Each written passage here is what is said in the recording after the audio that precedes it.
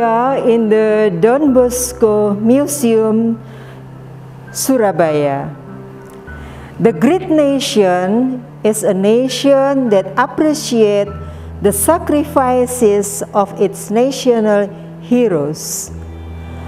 Story about history is an invitation to follow our founders, our missionary, so that we understand the noble ideals, vision, and values that inspire our founders and first community in Don Bosco. In this way, we can see how the charism is being animated for years, the difficulties faced, and concrete ways to overcome them. Preserving history in the form of a museum is a praise to God and an expression of gratitude to Him for everything His grace.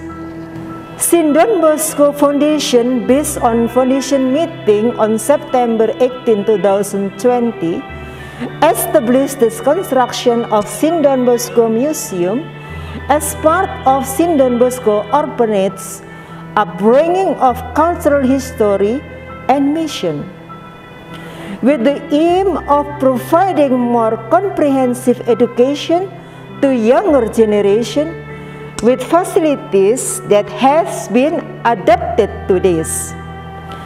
Because without the right innovation, then history may be considered dull.